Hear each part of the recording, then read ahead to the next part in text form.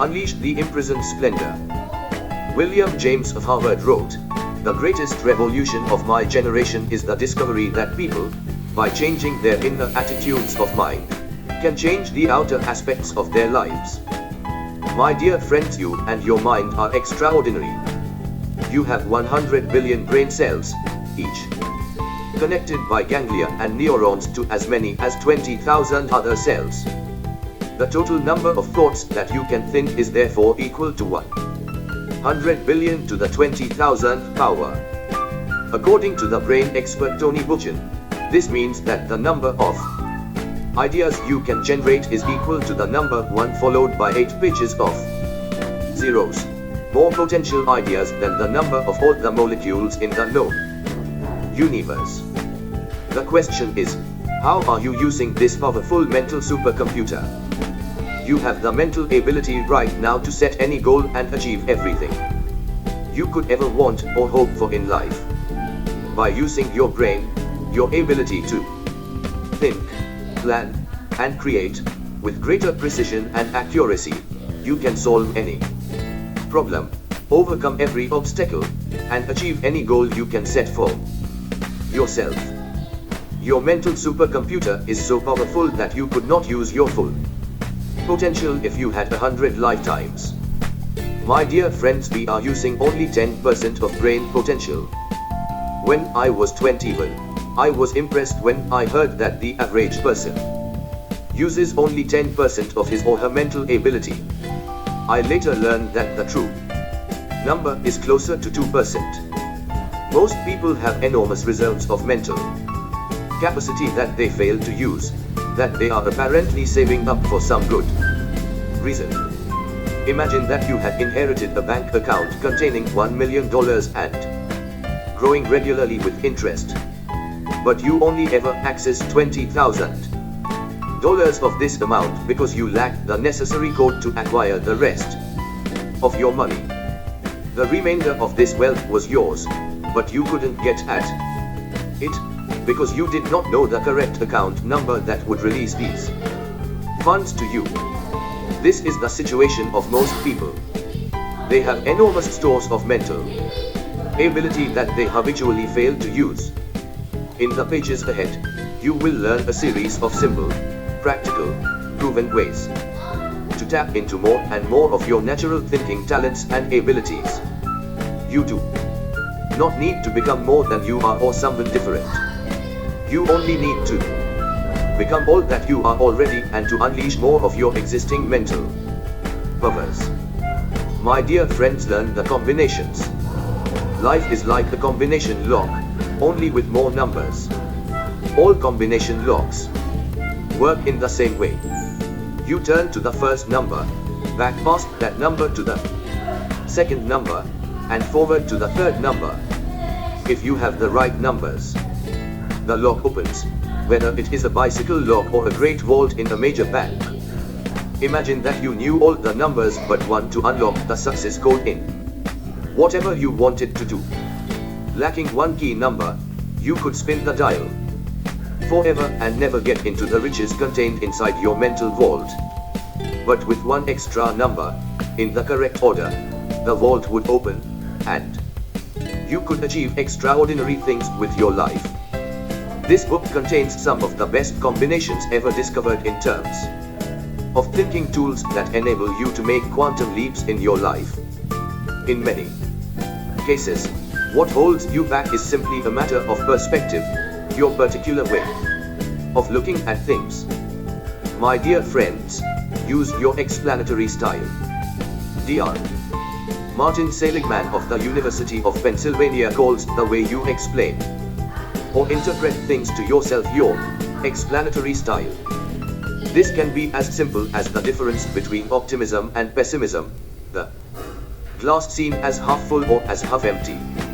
The optimist looks for the good and what can be gained from every situation, while the pessimist looks for the problem or downside in each situation. But as George Billings, the Western humorist, once said, "It ain't what a man knows what hurts him, it's what he knows that ain't true." Ignorance is not bliss. The failure to use the appropriate thinking tools and styles in a particular area or situation can be disastrous, and often leads to overwhelming failure. My dear friends, look for the good.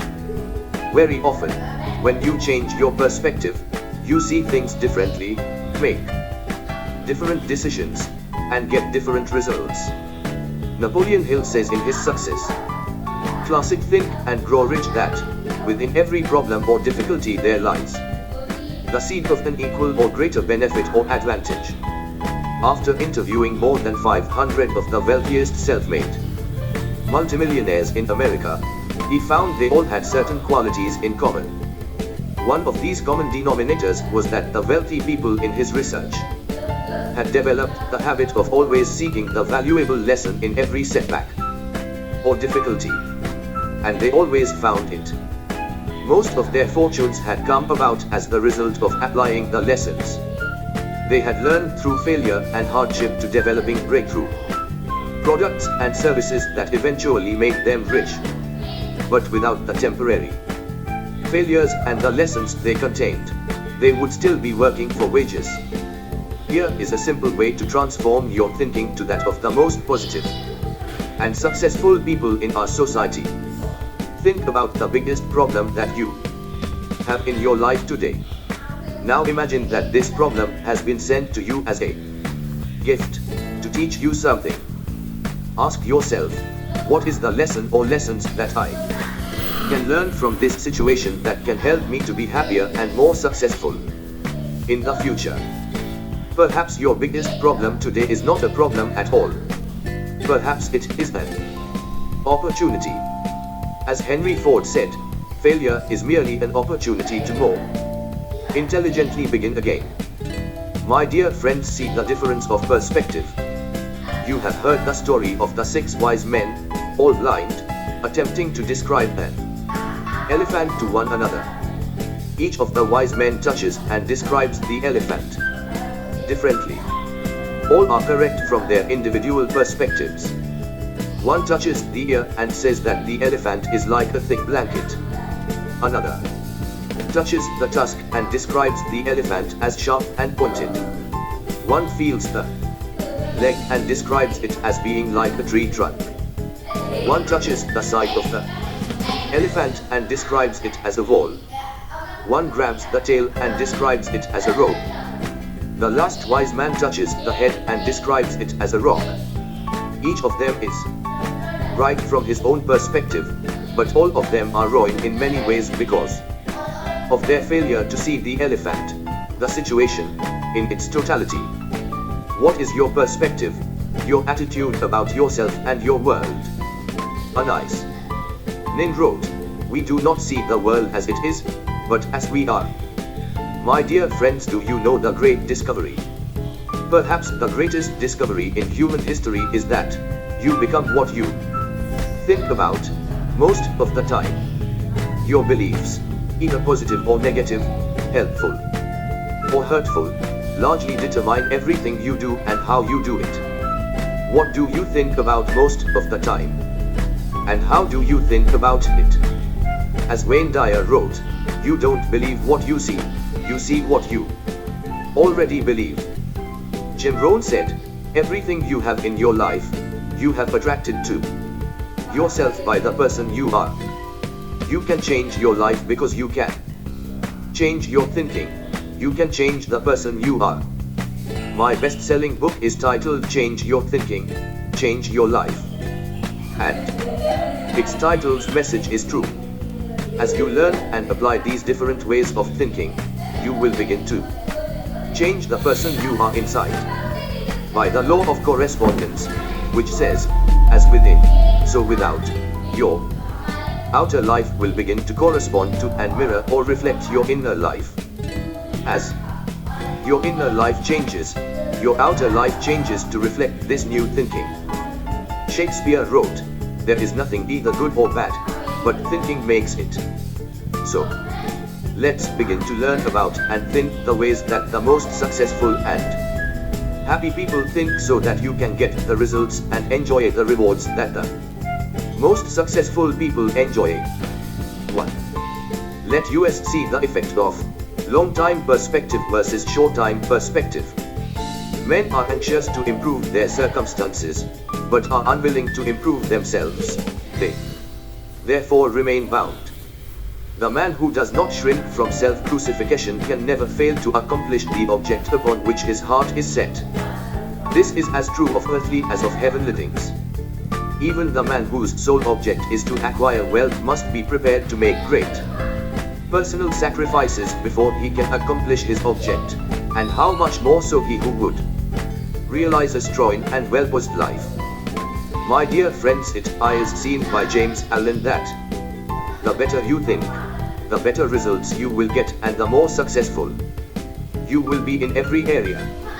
The most important measure, the only measure of the quality of your thinking, is the results you get, the consequences of what you decide to do as a result of the decisions you make.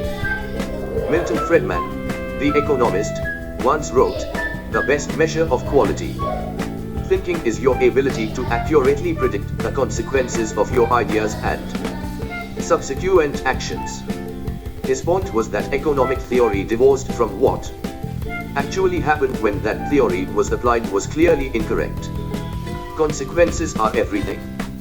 The only question is, did your idea work or not?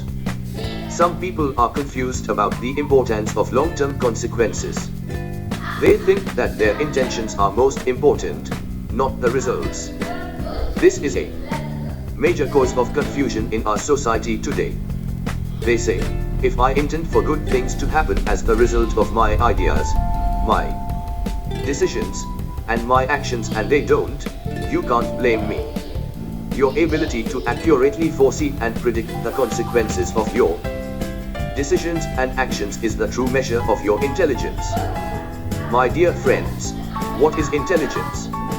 Intelligence is not a matter of IQ, grades in school, or years of study. Intelligence is instead a way of acting. This means that if you act intelligently, you are smart. If you act stupidly, you are stupid, irrespective of grades or measures on IQ tests. What, then, by definition, is an intelligent act? The answer is simple. An intelligent act is something you do that moves you closer to something you really want. A stupid act is something you do that does not move you closer to something you want, or, even worse, moves you away from it. You personally define a smart or stupid act when you decide what you want and what you don't want. As Winston Churchill said, I long ago stopped listening to what people said. Instead, I look at what they do. Behavior is the only truth. My dear friends, do you know that action is everything? How can you tell what a person really wants, thinks, feels, believes, and is committed to? Simple. You just look at his or her actions. It is not what people say, wish, hope, or intend that counts. It is only what they do, and especially what they do when faced with temptation or put under pressure. Someone says, I want to be successful in my career and in life. He actually believes it. But then you observe his behavior. This person arrives at work at the last possible minute, leaves at the first possible minute, and hurries home so that he doesn't miss the latest episode of his favorite television show. Clearly, based on his behavior, his goal is not to be successful in his career but rather to watch television. How do you know? Because that is exactly what he is doing every night after work. My dear friends, did it work? The only real measure of your decisions and action is, did it work? Did your action, based on your thinking, move you towards something that you wanted or something that is important to you? There are two laws that trip people up all the time, in personal life, in politics, and in international affairs. They are the law of unintended consequences and the law of perverse consequences. The economist Henry Hazlitt, in his classic Economics in One Lesson, wrote that human beings are self-seeking. Therefore, every action is an attempt to improve one's conditions in some way.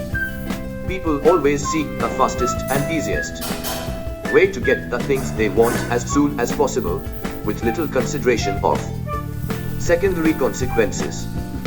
Hazlitt said that the desired result of any action is always an improvement in conditions of some kind. The improvement is the primary consequence aimed at. It is always positive. All action is focused on improvement of some kind. Consider the consequences. But it is the secondary and tertiary consequences, what happens afterward and after that are most important. The law of unintended consequences says that in many cases an act or a behavior brings about immediate positive results in the short term, but the long-term consequences can be quite negative. For example, a young man quits school to take a job to earn cash so that he can buy a car, socialize, go out with girls, and have an enjoyable life. These are all positive and immediate aims and goals that young people want to enjoy. However, the consequences of a lack of education are often a lifetime of depressed earnings, little upward mobility, and the strong likelihood of the individuals never reaching his or her full potential. My dear friends, by mistake many people creating something was. The law of perverse consequences is what happens when the results of an apparently positive action turned out to create a situation that is far worse than if nothing had been done at all. For example, the immediate benefit of giving money to people who need it in our society is to help them and provide for them in the short term. The perverse consequences can be that the individual becomes addicted to free money, drops out of the workforce, becomes dependent on handouts, and loses his pride, self-esteem, and self-respect. The individual ends up much worse off than if nothing had been done at all. In society, the primary reason for social programs, giving money to the less fortunate, is always an attempt to help them to improve the quality of their lives. But the perverse consequences can become a lifetime of dependency and frustrated potential. My dear friends, think ahead. In chess, with many pieces and many possible moves, your success is based on your ability to accurately anticipate or predict the moves of your opponent. In life, your success is largely determined by your ability to play down the chessboard and to make those moves that lead to ultimate success or victory. However you define it. Dr. Edward Banfield of Harvard studied upward social and economic mobility in the United States and other countries for almost 50 years. He was looking for the reasons why some individuals and families moved up from lower socioeconomic classes to higher socioeconomic classes, generation by generation, sometimes starting at laboring jobs and becoming wealthy in one lifetime. Why did this happen to a small group of people and not to others? Today, in 2015, in the United States alone, there are more than 10 million millionaires, most of them self-made. That is, they started with nothing and passed the $1 million mark in the course of a single working lifetime. In addition, according to Forbes magazine, March 2015, there are 1,826 billionaires, with 290 new billionaires in 2015 alone. 66% of these billionaires are first generation, self-made. They started with nothing and earned it all in one lifetime. My dear friends, do you know the common denominator? Banfield wanted to know the common denominator of these people worldwide. He summarized his findings in a remarkable book, The Unheavenly City, which was widely criticized and quite controversial. It flew in the face of what many people wanted to believe, that poverty and welfare were largely inflicted on innocent victims who had no choice or control over what had happened to them. His conclusion was simple and largely irrefutable. In diagnosing the economic success or failure of individuals, he concluded that time perspective was the overwhelmingly important factor. Banfield divided society into 7 classes from the lowest to the highest. Lower class, upper class, lower middle class, middle class, upper middle class, lower upper class, and upper class. It turned out that at each level of socio-economic achievement, the individuals practiced longer and longer time perspective, regardless of where they had come from, their level of education, or their current situation. Their time perspective was the only consistent difference in their conditions. My dear friends, do you know effect of time perspective and income? At the lowest socio-economic level, lower class, the time perspective was often only a few hours or minutes, such as in the case of the hopeless alcoholic or drug addict, who thinks only about the next drink or dose. At the highest level, those who were second or third generation wealthy, their time perspective was many years, decades, even generations into the future. It turns out that successful people are intensely future oriented. They think about the future most of the time. Peter Drucker said that the primary job of the leader, especially in business, is to think about the future. No one else is tasked with that responsibility. This is your responsibility as well. The top people in every society projected years, even decades into the future. When they made their day-to-day decisions, they thought carefully about what might happen before they made important or irrevocable commitments. Here is a great discovery: the very act of thinking long-term sharpens your perspective and dramatically improves the quality of your short-term decision making. Because you become what you think about, the very act of long-term thinking changes the way you think and act in the present, thereby increasing the likelihood of greater success in the future. My dear friends, determine your future intent. In 1994, Gary Hamel and C.K. Prahlad wrote a breakthrough book on business strategy titled Competing for the Future. In this book, they popularized the concept of future intent. They wrote that the greater clarity you have regarding where you want to be in the future, the easier it is for you to make correct decisions in the present. One of their most popular ideas was that if your goal is to be a leader in your industry, you must project forward 5 years and ask yourself, what skills, abilities, and competences must we have 5 years from now in order to be one of the top companies? When you have clear future intent, future orientation, it becomes much easier for you to think with greater clarity, to make those decisions today that will enable you to achieve your long-term goals. The critical word in long-term perspective is sacrifice.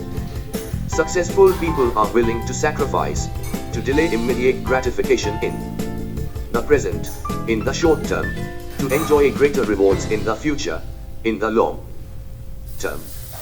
Without the willpower and discipline to engage in short-term pain for long-term gain, little success is possible. The retirement crisis. Today in America, and in other countries, we have what economists call a looming retirement crisis. 10,000 members of the baby boomer generation are reaching retirement age in the United States alone each day. According to the New York Times, the average savings of a married couple reaching retirement is only $104,000. This amount has to last for 15 to 20 years in retirement. At a withdrawal rate of 4% recommended, the average retired couple can draw down $4,160 per year, $346 per month, for the rest of their lives, plus Social Security. And $104,000 is the median size of accumulated savings. 50% off. Retirees are above that number, and 50% are below. Some retirees have no money at all saved up. How could this happen in the most affluent country in all of human history? The answer is clear: lack of time perspective. Millions of people got into the habit early of spending everything they earned, and often more, throughout their lives. Today, fully 70% of adults live from paycheck to paycheck. They have nothing left over. They complain that they have too much money at the end of the money. They work and are lulled into believing that their spendthrift habits would never catch up with them. My dear friends, the millionaire next door. Many millionaires and multimillionaires today are average middle-class earners, living in average homes in average neighborhoods. Many of them are teachers, truck drivers, and salespeople. But they save 10-15% of their income throughout their working lives and are now wealthy and comfortable. With the miracle of compounding, an investment of $100 per month from age 21 to age 65 at 7 or 8%, the average of the growth of the stock market for 80 years would amount to more than $1 million in savings. The development of long-time perspective, of projecting into the future 5 or 10 years, or even longer, changes the way you think and act in the present. My dear friends, how to double your income. In Cameron Herold's book, Double Double, 2011, he shows you how to double the size of your business in 3 years. His message is simple. He advises you to project forward 3 years into the future and decide to earn twice as much as you are earning today by that time. This amounts to an increase of 25% per year compounded. Then work back to the present and determine the exact steps you will have to take to achieve this goal. If you increase your income or grow your business by 2% per month, 26% per year, you will double it in 3 years. If you are working and you increase your productivity, performance, and output by 0.5% per week, this will translate into 2% per month, 26% per year, and a doubling of your income in 36 months. Back from the future. The starting point of developing long-term time perspective is for you to practice back from the future thinking. Imagine you could wave a magic wand and make your life perfect sometime in the future. What would your perfect life look like? How would it be different from today? Then come back to the present and ask, what would have to happen starting today for me to create my perfect life sometime in the future? Practice idealization. Imagine that there are no limits on what you can accomplish sometime in the future. Analyze your life in the four most important areas. 1. Business and career. 2. Family and relationships. 3. Health and fitness. And 4. Financial independence. Project forward 5 years and imagine that your business, career, and income are ideal in every way. How much would you be earning? What sort of work would you be doing? Where would you be in your career? What kinds of people would you be working with? My dear friends, your 5-year fantasy. Peter Drucker said, people often overestimate what they can accomplish in 1 year, but they greatly underestimate what they could accomplish in 5 years. Once you are clear about what your ideal career and income would be 5 years in the future, look back to the present and decide the steps you will have to take to get from where you are today to where you want to be in the future. Then take the first step. The good news is that you can always see the first step. You don't have to see every step on the staircase to begin climbing. You just have to take the first step. And when you take the first step, the second step will appear. And when you take the second step, the third step will appear. You will always be able to see one step ahead, and that's all you need. But you must take the first step. Confucius said, "A journey of 1,000 leagues begins with the first step." The first step is always the hardest. It requires tremendous determination and willpower for you to do something more than and different from what you have ever done before. But once you take the first step, the second step is easier. And then the third step. Soon, you find yourself moving steadily forward, accomplishing more in a few months than you might have accomplished in past years. My dear friends, think about your family and relationships. Wave your magic wand again, and imagine that your family and relationships were ideal in every way. What would they look like? Whom would you be with? Whom would you no longer be with? If you were married, what kind of a home and lifestyle would you have with your family? What sorts of vacations would you take? And what kind of a life would you want to provide for your family? Then look back from the future to where you are today and ask, what would have to happen, starting today, for me to create my ideal life sometime in the future? My dear friends, think about excellent physical health. Think about your health and fitness. If your health was perfect sometime in the future, how would it be different from today? What level of fitness would you enjoy? How much would you weigh? What sort of diet would you eat? What sort of exercise regimen would you be following? What kind of rest and relaxation would you practice, including vacations? Then come back to the present and ask, what would have to happen for me to enjoy superb health and fitness sometime in the future? Then take the first step. Do something. Do anything. Step out in faith. And you can always see the first step. My dear friends, very important than financial freedom. The fourth area of concern is your achievement of financial freedom, financial independence. Project forward into the future and ask, how much money would I need to have to be comfortable sometime in the future? In my seminars with business owners, we teach the concept of the number, which was also the name of an excellent book on the same subject. It simply asks, what is your number? What is the specific amount that you want to earn, save, invest, and accumulate over the course of your working lifetime? Especially, exactly how much will you need to support your lifestyle on a month-to-month and year-to-year basis? There is a simple formula for financial independence. First, determine exactly how much it would cost for you to support your current lifestyle for 1 month if you had no income at all. More than 70% of adults are unsure and unclear about exactly how much it costs them to live on a month-to-month basis. My dear friends, how to manage annual expenses?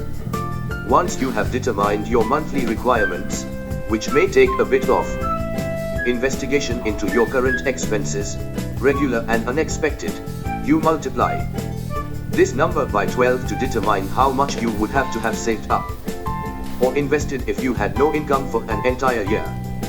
If you need $5,000 per month after taxes to support your current lifestyle, multiplied by 12, you would need $60,000 per year to be comfortable if you had no income at all. Finally, multiply your annual amount by 20, the approximate number of years that you and or your spouse are going to live after you retire. To continue with this example, if you need $60,000 per year to live comfortably, multiplied by 20, you would need $1.2 million to retire at your current standard of living. You can deduct any pensions that you might have coming from your monthly annual requirement. My dear friends, take the first step. Then take the first step. Open a retirement account, a financial freedom account. This is an account into which you deposit money and never take it out, for any reason. Seek out the services of a financial advisor. Learn to live on 85-90% of your income and save or invest the balance. Set this as one of the most important goals of your life, to achieve financial independence and hit your number at a specific time in the years ahead.